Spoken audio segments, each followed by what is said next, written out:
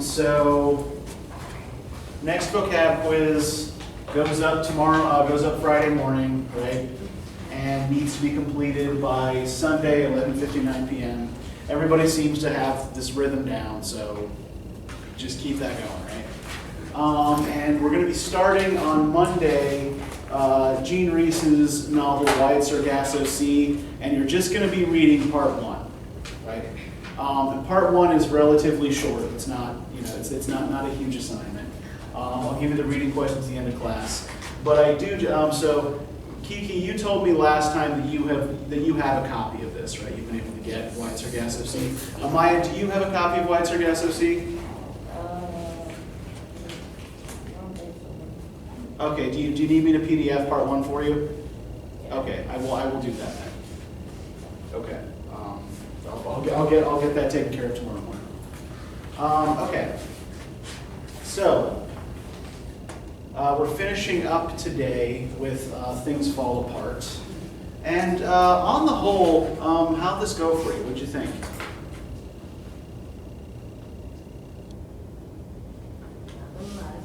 I was almost done with it this morning, and then I stopped, and I was reading this at work.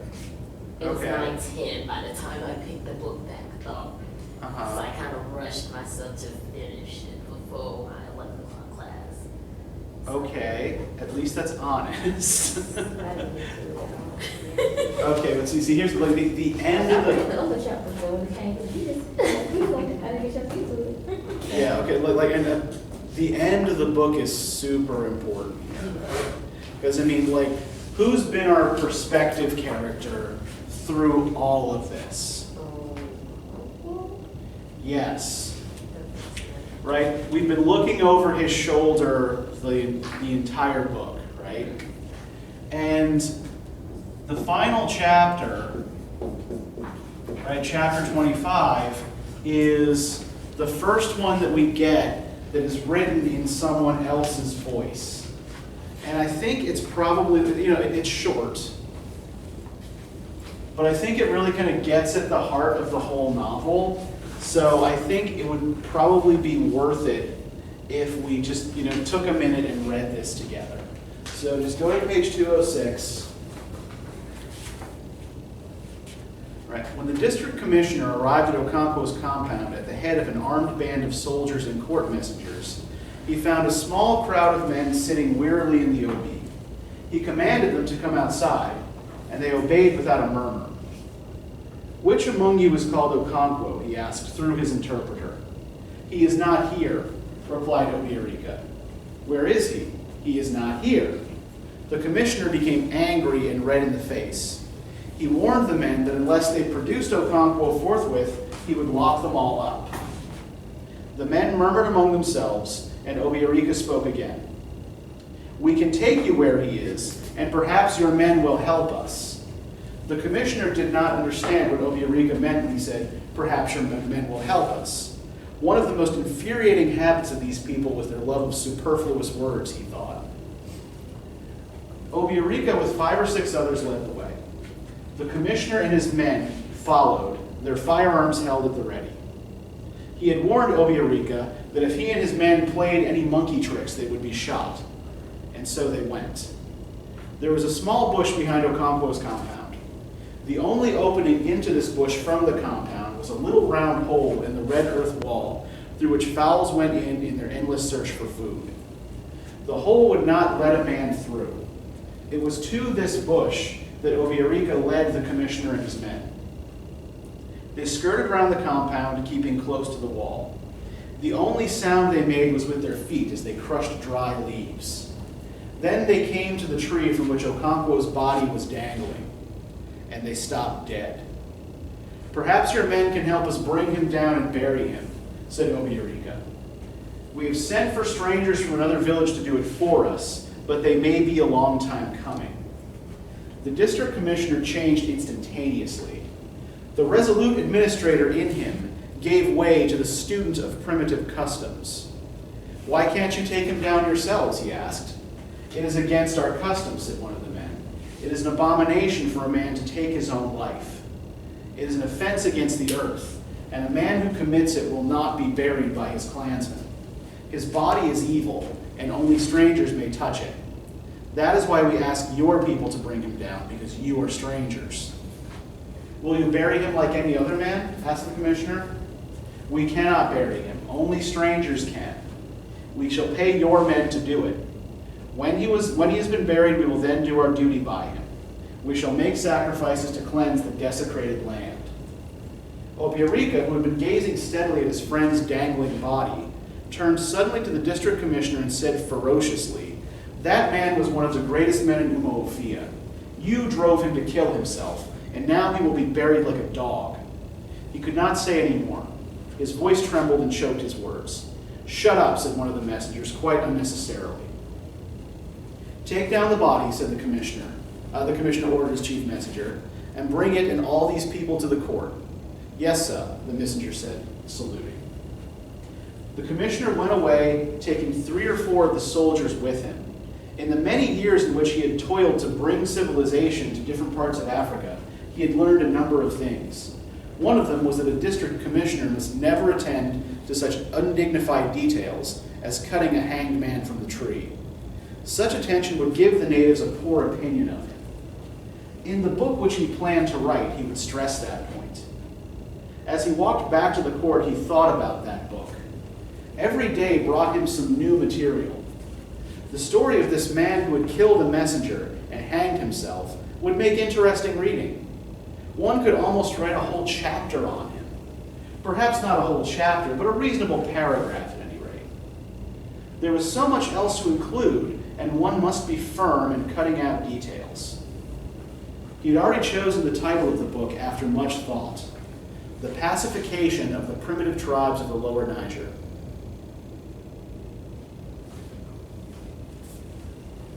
So let's just kind of sit with that for a minute and think about it. So, whose perspective have we shifted to? Yeah, this is the district commissioner talking, right? So are we still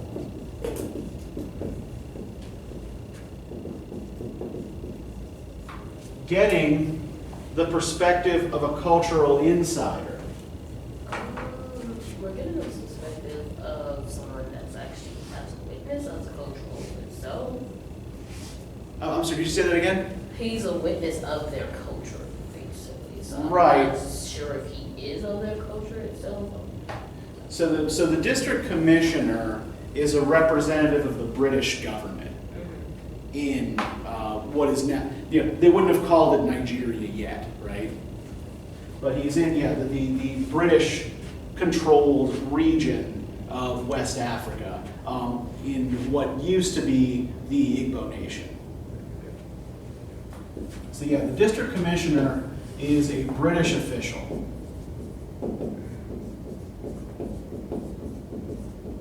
Right, he's there to represent British government interests. Right, so the two big changes that have come to Umuofia since Okonkwo was away are, what did we gather what has changed in Umuofia since he's been gone? What 2 institutions have shown up there? There was a church that let more people in. Yeah, so the Christian mission has been there, right? So there's now a Christian church.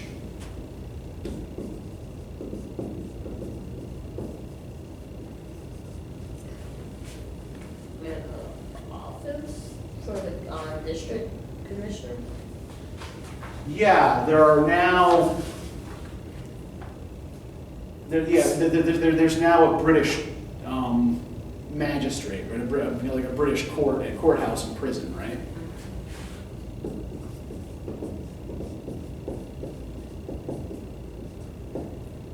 And so, a couple of things that I want to do here. I want to kind of lean into some of the things that the district commissioner says about this situation that the rest of the novel has been pushing back against, right? So when he says, for example, on page 208, that he has toiled to bring civilization, to bring different parts of, to different parts of Africa, what does that suggest he thinks about Africa? What does he think it lacked?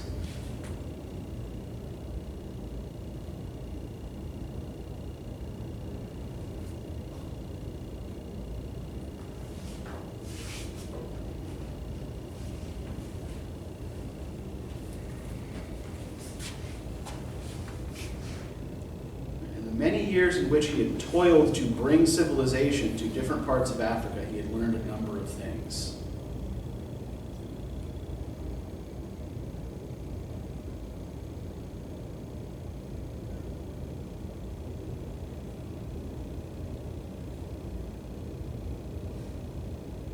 Focus on those words, bring civilization. I guess it just is that, like, basically thinks about like civilization, there's just nothing there, basically. Yeah, he's making the assumption, right, that there is no civilization here. Whereas the entire novel has been building up this picture of a complex culture, right, with its own legal system, with complex kinship structures, right, and with its own economic system. But because it doesn't look like British civilization, right? The customs are different, and it's an oral rather than a written culture. The district commissioner does not recognize this as civilization, right? Now, the other thing I particularly want to look at here is his final comment on Okonkwo. Here, right? The story of this man who had killed a messenger and hanged himself would make interesting reading. One could almost write a whole chapter on him.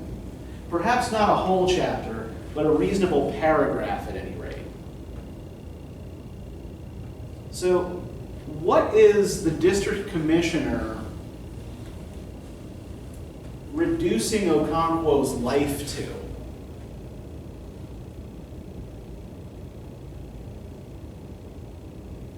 It just all be summarized and, like you said, watch out is very, kind of like he didn't have much going on with it. Yeah. Yeah, and I mean, like we've seen over, 200 pages here, right? This complex person, right? Not always likable, but also, not entirely bad, right? He has redeeming qualities. He's hardworking. He's brave. He wants to provide for his family, even if he is also stubborn, frequently insecure, and deeply chauvinistic, right? He's not shown as being particularly atypical of his culture, right? But we've been given this complex character, set in the world that he grew up in, with this, complex set of family relationships with neighbors, right? That Achebe has written an entire novel about. But to this outsider, to this district commissioner, he's good enough material for a single paragraph. Because what's the only thing the commissioner knows about him? He killed the messenger and killed himself. Yeah. His life is reduced to a single incident here, right? The district commissioner is not interested in him, except as an example of the kinds of behavior that he wants to suppress, right? And he has no interest in Okonkwo whatsoever prior to any contact Okonkwo had with the British. Right? He only starts to matter from the moment he became a problem. Right? all of these other complex characters with deep community ties, right? They're not going to get a feature paragraph in the book because they didn't do anything outrageous like Okonkwo did, right? But I think that, we also have to know too that, what Okonkwo has done here is atypical, right? No one else in the, he kills the district messenger because he knows no one else in the tribe is going to fight back against the district commissioner. And he hangs himself in despair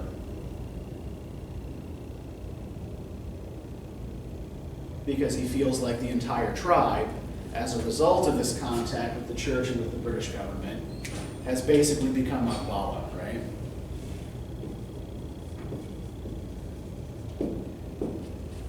In the pejorative sense of this term.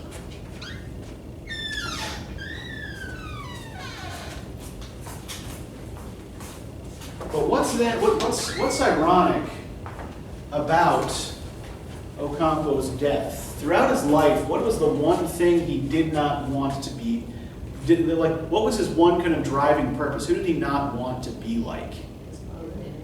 Yeah, his entire personality is formed in opposition to his father and all of his father's choices and everything his father cared about, right? But what do we know happened to Unoka after Unoka died, right? How was Unoka actually buried in the village?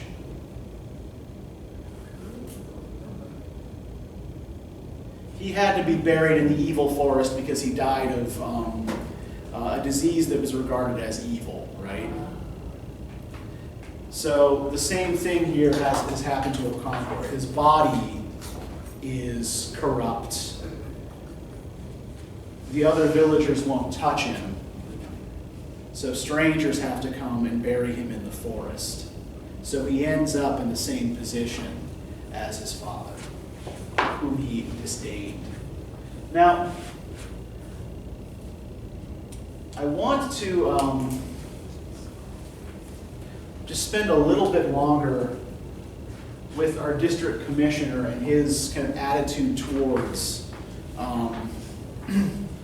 Okonkwo and his people here as well, right? So he, on page 207, right, he changes instantaneously from resolute administrator to student of primitive customs, right? So this becomes a learning moment for him, right? Aha, this is a chance for me to observe something that I can communicate to my fellows. And what we're getting here is an attitude that is very similar to what we see in books like Heart of Darkness and other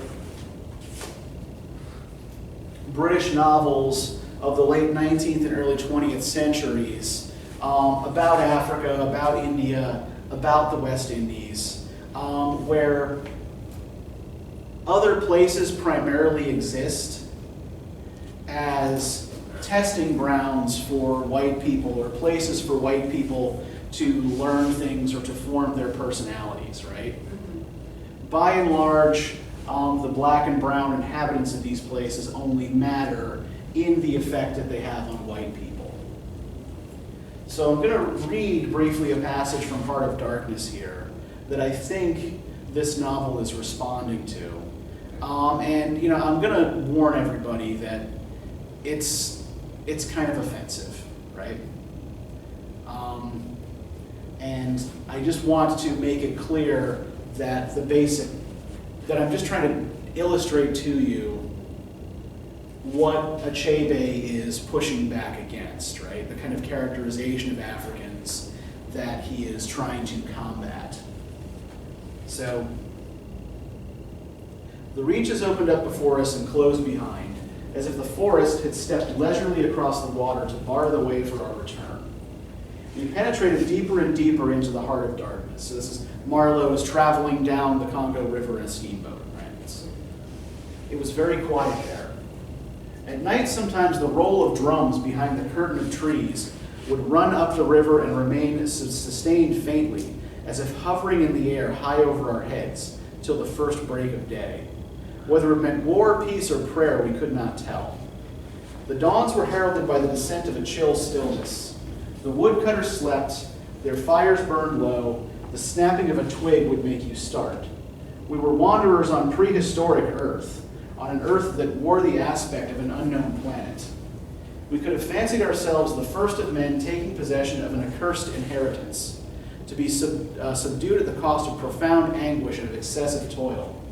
But suddenly, as we struggled round a bend, there would be a glimpse of rush walls, of peaked grass roofs, a burst of yells, a whirl of black limbs, a mass of hands clapping, of feet stamping, of bodies swaying, of eyes rolling, under the droop of heavy and motionless foliage. The steamer toiled along slowly on the edge of a black and incomprehensible frenzy. The prehistoric man was cursing us, praying to us, welcoming us, who could tell? We were cut off from the comprehension of our surroundings. We glided past like phantoms, wondering and secretly appalled, as sane men would be before an outbreak in a madhouse. We could not understand because we were too far and could not remember, because we were traveling in the night of first ages, of those ages that are gone, leaving hardly a sign and no memories. This isn't even one of the worst passages in the book, right? But the assumption here that Conrad's narrator, Marlowe, is making is the same one the district commissioner was making when he talked about toiling to bring civilization, right? That this is a place where there is no civilization, there is no society. That this is what people were like back in the before days, before civilization, right? And somehow none of that ever penetrated here, which is, anyone who knows much about history can tell you was complete bullshit, right? First off, most of North Africa was part of the Roman Empire at various points. And a number of different civilizations rose and fell along the Mediterranean coast. You had complex kingdoms in Ethiopia. You've got Egypt, right? So what Marlowe and the district commissioner see, right, are just these glimpses of something they don't understand and that frightens them and that they think needs to be pacified, right? And made more like them. And what this whole novel has been doing, right, is giving us the context, really, for what Marlowe sees from the river, right? This is what those drums mean, right? This is why you hear that drumming. This is what the people, this isn't, a war dance, right? The people are celebrating something. They're celebrating a wedding or, a funeral. And so on and so forth, right? So I think it is both important and really depressing that the novel ends on this note, right? With this British government official playing amateur anthropologist. But it also kind of speaks to what is about to happen here. And so the traditions and the culture that have maintained Umuofia throughout Okonkwo's life are already falling apart by the end of this, right? So I know that you all said you didn't manage to get quite to the end of this. Did you at least get as far as what Enoch did to incite the wrath of the rest of the village.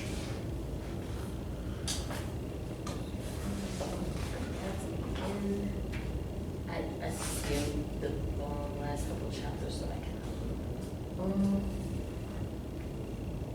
It says something about, unmasking.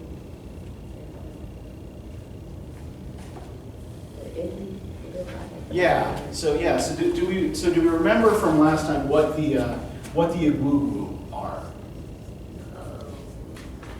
Like the deal. Sort of. They're typically portrayed, like not necessarily by elders, but certainly by people who've taken titles in the village, right? So do we need to just go over this quickly again? Yeah. Okay, so the Igwugwu are representations of ancestor spirits.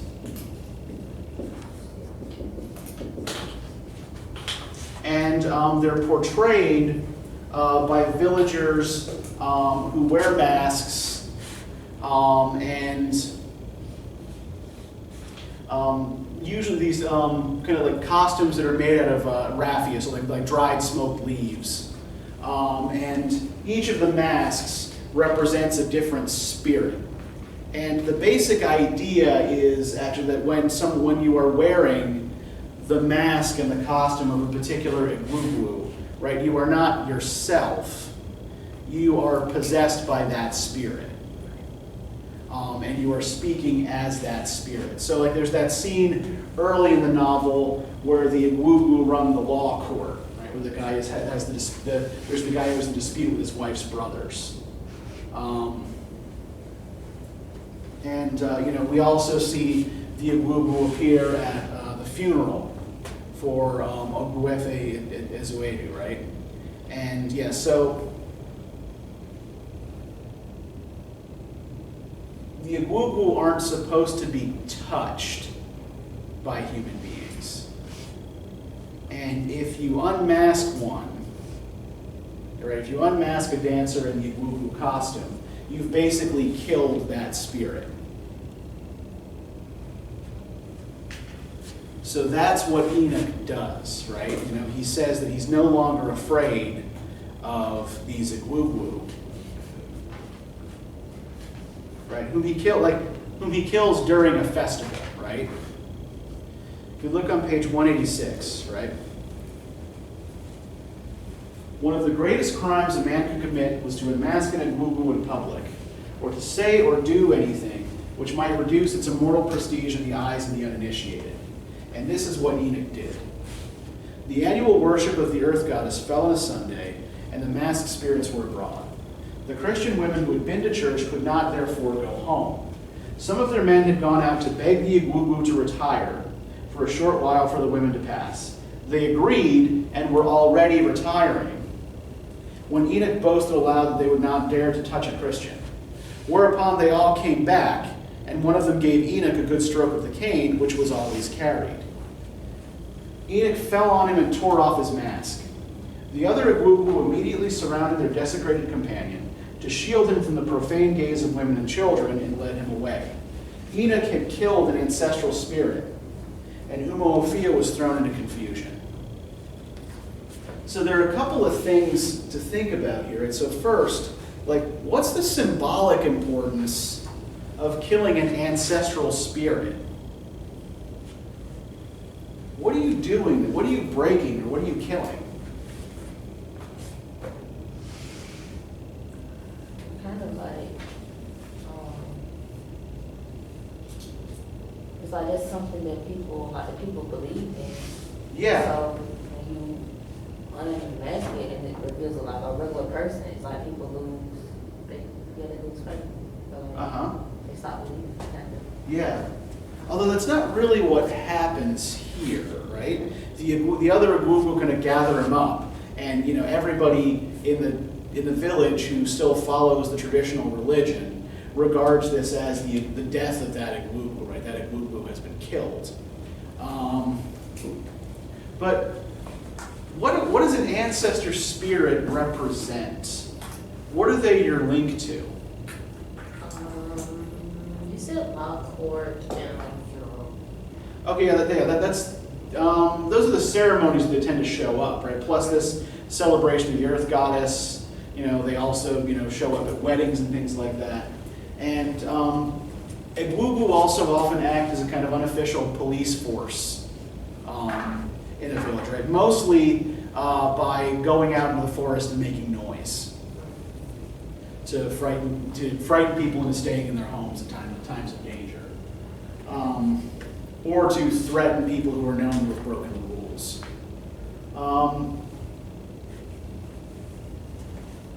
But think about maybe what an ancestor is, what an ancestor represents.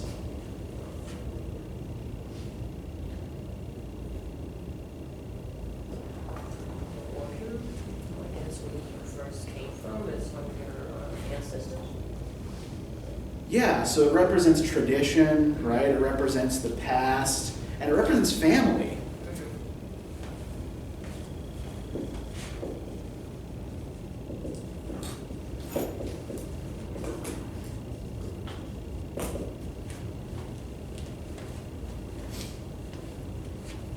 And remember too that, from last time we talked a little bit about this, right? That the Christians who have come here don't regard family in quite the same way that the Igbo do, right?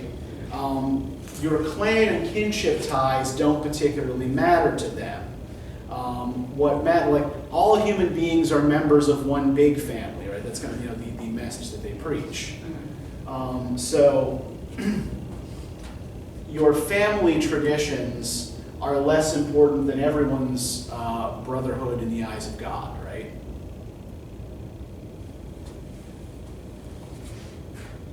And that's kind of largely just an idea until Enoch starts to kind of make that literal, right? Like literally attacking a family member who represents ties to tradition and to the past. And the response to this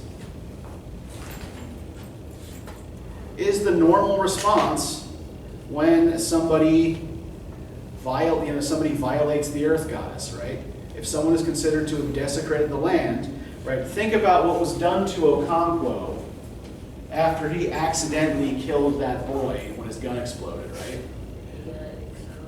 He got exiled, right? But even before, once he's off of his farm compound, what happens to his home? What do the other villagers do to it? They burn it. Yeah, they just burn it all, right? It's all destroyed because you have to make peace with the earth again, right? When someone has desecrated the earth.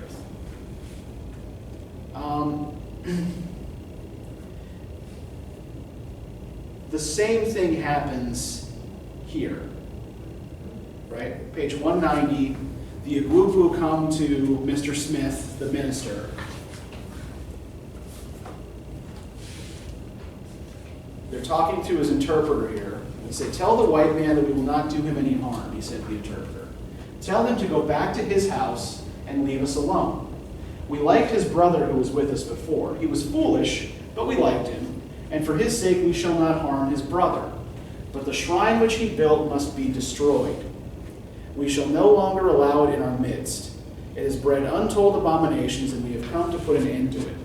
He turned to his comrades. "Fathers of Umuofia, I salute you." And they replied with one guttural voice. He turned again to the missionary. "You can stay with us if you like our ways. You can worship your own God. It is good that a man should worship the gods and the spirits of his fathers. Go back to your house so that you may not be hurt. Our anger is great, but we have held it down so that we can talk to you." Mr. Smith said to his interpreter, "Tell them to go away from here. This is the house of God, and I will not live to see it desecrated." Okeke interpreted wisely to the spirits and leaders of Umuofia. "The white man says he is happy you have come to him with your grievances like friends. He will be happy if you leave the matter in his hands. We cannot leave the matter in his hands because he does not understand our customs, just as we do not understand his. We say he is foolish because he does not know our ways, and perhaps he says we are foolish because we do not know his. Let him go away." Mr. Smith stood his ground, but he could not save his church. When the Igwugwu went away, the red earth church which Mr. Brown had built was a pile of earth and ashes. And for the moment, the spirit of the clan was pacified. So, in the Igbo cultural context, right, the normal thing has happened here. Right? Okay. We have destroyed the offense, and now everything can go back to normal. Right? What do they know? What do we notice too about their attitude towards Mr. Smith's religion? Is there a problem specifically with his religion? They have a problem with his religion because of the fact they don't understand his. Like saying he doesn't understand theirs. Yeah, so there's a kind of relativism there in their attitude, right? And it's like, okay, you are ignorant because you don't understand us, and maybe we're ignorant because we don't understand you, right? But kind of remember where you are. And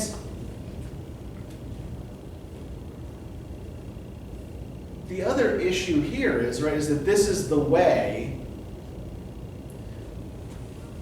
they've always punished this kind of offense. Right? No one gets injured, right? Even Enoch isn't harmed. But, they say to Mr. Smith, right? You can stay with us if you like our ways. You can worship your own God. It is good that a man should worship the gods and spirits of his fathers. So are they willing to extend a level of tolerance to him that he's not willing to extend to them? Yeah, it's like, look, sorry, we got to burn the church, right? That's the law, that's the rules. But you're perfectly welcome to stay here if you like, and we're not going to stop you from worshiping your God whatever way you want to.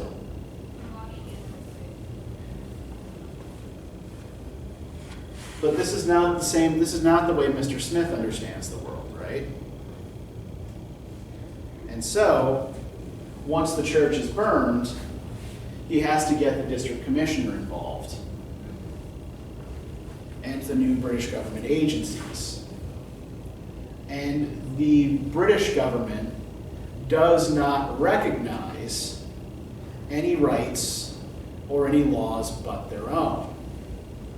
So I want to kind of point you to a passage where it talks about this.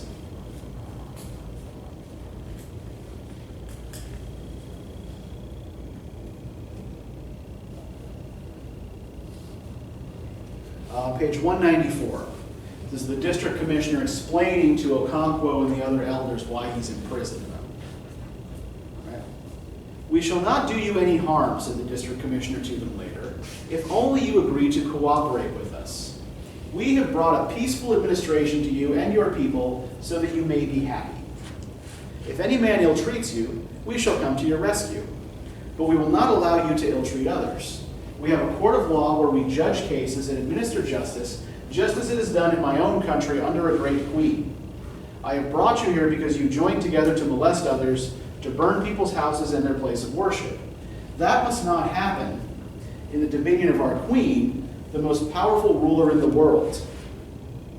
I have decided that you will pay a fine of 200 bags of cowries. You will be released as soon as you agree to this and undertake to collect that fine from your people. What do you say to that?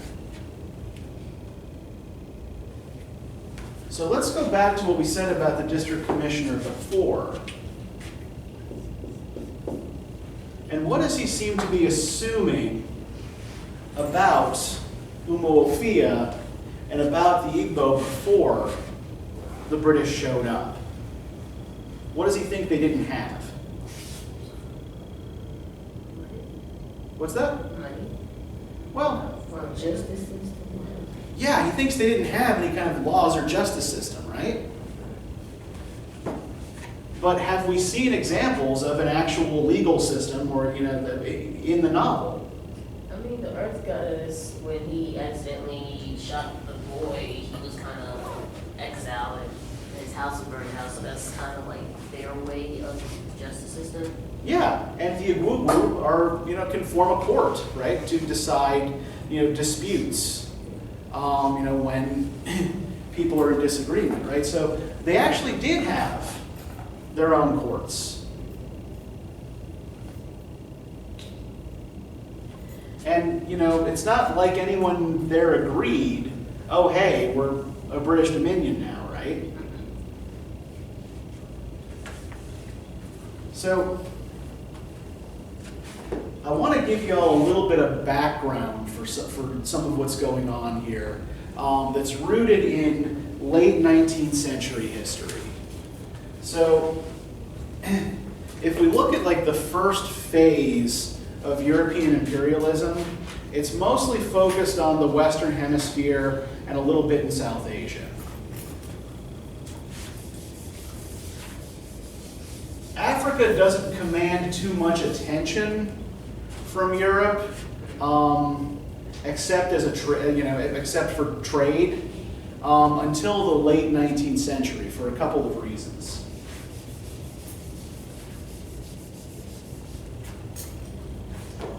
So what we call the new imperialism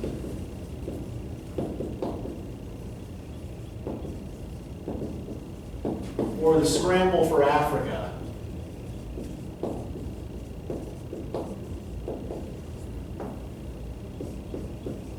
refers to a period of about 35 years, from about 1880 to 1914. So in 1870, about 10% of Africa was ruled by Europe. Right? So there were some colonies, mostly on the coasts, but not a great deal invested in colonization efforts prior to 1870. By 1914, 90% of Africa was ruled by Europe. Only Liberia and Ethiopia had retained their independence. So the first stage in colonization had been those coastal trading posts that I mentioned.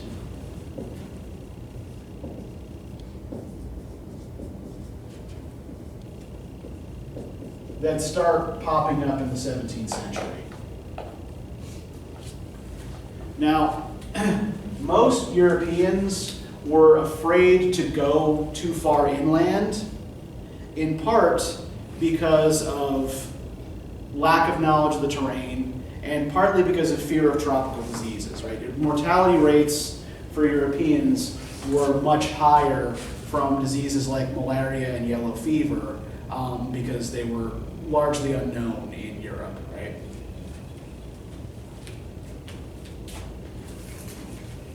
The second stage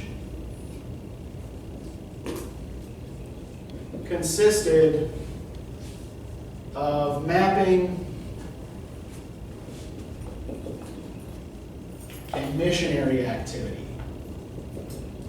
Right? You had explorers, people like the missionary David Livingstone, who were fanning out across Africa, making contacts with African nations who were previously unknown to Europeans through direct contact, and mapping out the terrain.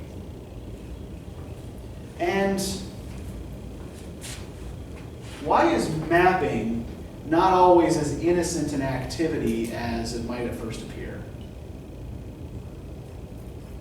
If you map a place out, what does it make it easier to do?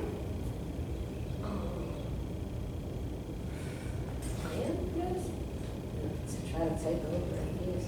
Yeah, you want to know how many people live there, right? Where the major cities are, where their fortifications are, what kind of military strength they have, what natural resources they could draw on, or you could draw on if you needed to, right? what the best way to get around the territory is. So yeah, I mean, like, so this is an activity that is really useful for anybody who's planning a conquest, right? Now, what made this possible were scientific advances in Europe, like, for example, the discovery of quinine, which is an effective treatment against malaria. So once Europeans were no longer as afraid of tropical diseases, they were less reluctant to move into the interior of Africa. And then the third stage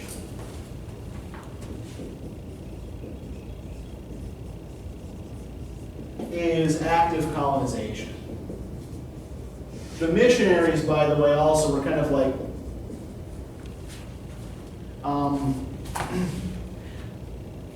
they were coming along with many of these mapping expeditions and essentially kind of like getting people primed to accept European ways and customs.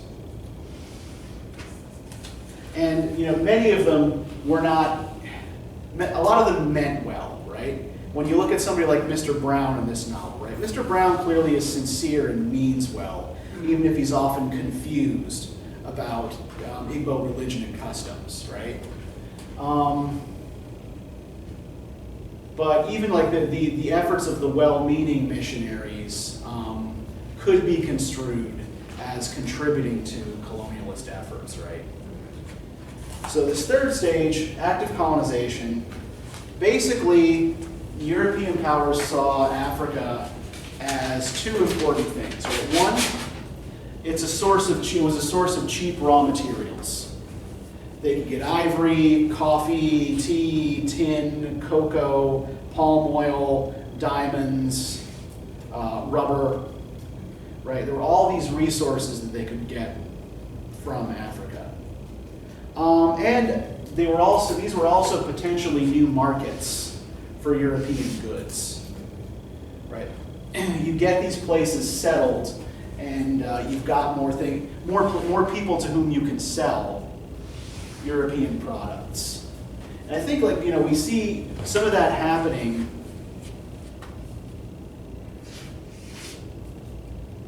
in Umuofia here as well. We got the early stages of it on page 178. There were many men and women in Umuofia who did not feel as strongly as Okonkwo about the new dispensation. The white man had indeed brought a lunatic religion, but he had also built a trading store, and for the first time, palm oil and kernel became things of great price, and money flowed into Umuofia. So, let's think for a minute about what we've seen in previous parts of the novel. Right? What have people typically been doing to show their wealth, their prosperity, their generosity?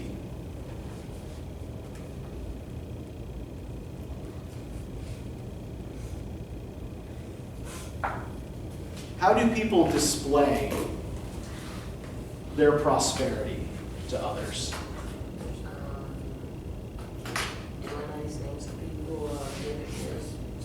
Okay, yeah, giving gifts is a big part of it, right? So, like bringing extra to a feast. There's the betrothal feast that Obiarika holds for his daughter, right?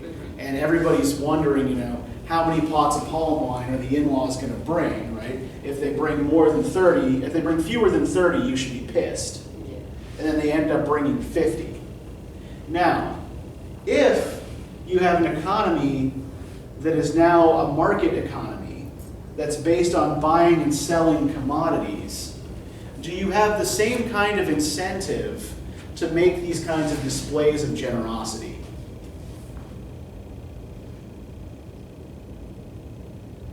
What would you do with your extra pots of palm wine instead? Just somebody else. Well, if it's a valuable market commodity, would you give it away at all? You'd sell it, exactly. Ocampo makes that big deal about, slaughtering 3 goats for the feast when he's leaving his motherland, right? One of his wives says, well, that's wasteful. We can feed enough people with 2 goats. And he says, no, I'm making a point here, and I'm making a display.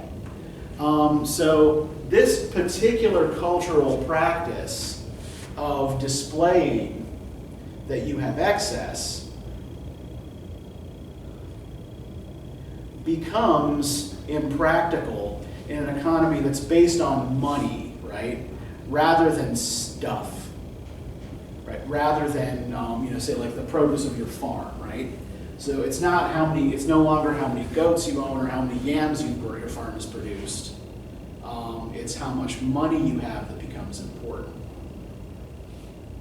So that's another way in which we're probably going to see traditional practices in this society fade away as people get more used to a market-based economy, right? Okay, so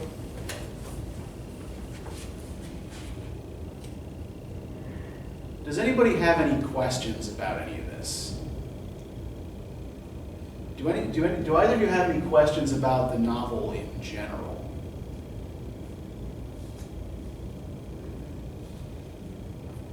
Bless you. Okay, so I think I've more or less said my piece here, so I'm going to let y'all go a little early. But yeah, so remember for next time, right, you're doing just part 1 of Wide Sargasso Sea. It's not very long.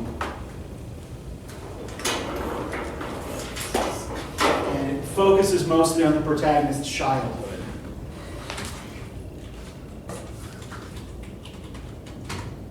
So let me call up the guide questions for you. What the hell did I do with it?